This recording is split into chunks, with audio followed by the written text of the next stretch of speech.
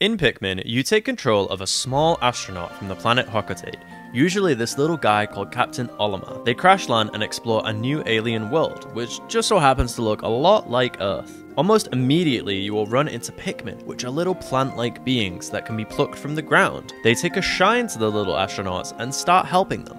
Working together with your Pikmin is the main game mechanic here. I first saw Captain Olimar back in Smash Bros. Brawl when I got the game back in like 2008 or 9. That means for 13 years I had no idea who this character was. I just accepted him as some random funny little guy in the game. This was the case up until literally last year when I finally played Pikmin 3 Deluxe. The reason I mention this is because I know many people watching will have had similar experiences. The latest Smash Bros. Have sold over 31 million units. Whereas the latest Pikmin has only reached 2 million. That means we can assume there's 29 million people out there that have seen a whole lot of Captain Olimar and yet never even played a Pikmin game. Don't get me wrong, 2 million is a whole lot of sales, but for a big Nintendo mainline exclusive, it is the lowest performer. The only Nintendo developed games lower than it are smaller spin-offs that weren't received super well, like the new Big Brain Academy, Dr. Kawashima's Brain Training, Game Builder Garage, or spin-offs like Captain Toad Treasure Tracker, which actually is great and also deserves more love. Pikmin has been a staple on every Nintendo home console since it first arrived on GameCube. Captain Olimar is a regular, just like Mario. Actually, the names Olimar and Louie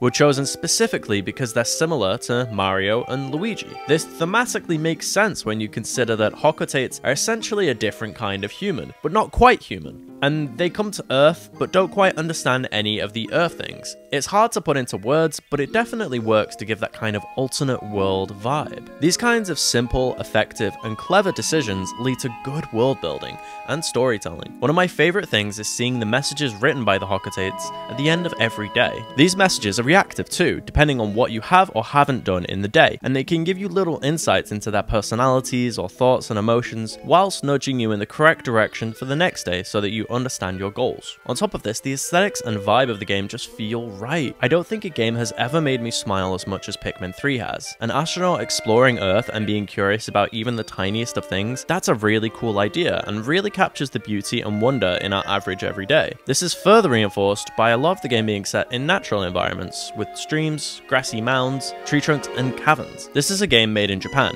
and maybe I'm reaching, but I do feel that a few Japanese concepts and ideologies come through because of that. One of those is Ikigai. From my understanding, Ikigai is a slightly flexible concept. The literal translation comes from the term Iki meaning life, and Gai meaning worth. So this can mean reason for being. People also interpret it as enjoying the little things in life to keep negativity at bay. We see this at play from the very start. Our characters are crash landed on an alien planet and struggling for food against hostile life forms. The game does a great job of showing the natural human responses to that situation, but also begins showing our characters enjoying their adventuring and indulge in the new delicious fruits they end up making juices out of. If we look at the Ikigai Venn diagram, all parts are met. Our characters love to adventure, their homeworld needs resources, they're trained astronauts so we know they're good at what they do, apart from Louie maybe.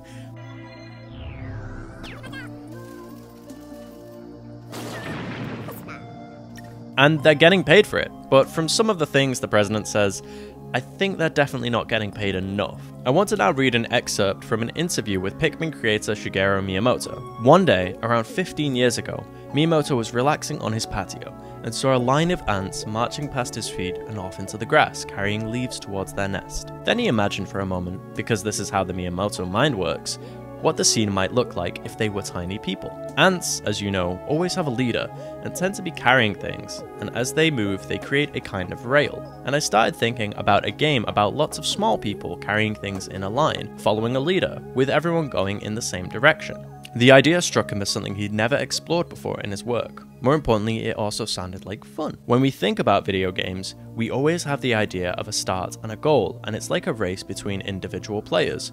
Who can make it and who won't, he says. And I thought, why does it have to be a competition? Why can't everyone just move together in the same direction, carrying things as a team? Who made these rules in the first place anyway? And so, this different kind of gameplay was born. It's closer to a real-time strategy game, a genre I'm really not very familiar with or much of a fan of. It's actually something I suspect turns a lot of potential players away, resulting in a lower than average sales number for a Nintendo exclusive. But Pikmin feels incredibly accessible. It feels like something that anyone can enjoy, regardless of if you're a fan of the genre or not. The game isn't particularly hard, but there is the option for harder difficulties and challenges to try out after completing the game. When I started Pikmin 3, I had little to no expectation of what it might be. It just looked pleasant, and in the end I was absolutely blown away. I highly encourage you to try out this underrated gem before Pikmin 4 comes out. I hope my video has done a good job at persuading you, and if it hasn't, check out Arlo, because his love for the series is infectious. Thank you for watching, please don't forget to subscribe, and I will see you in the next video.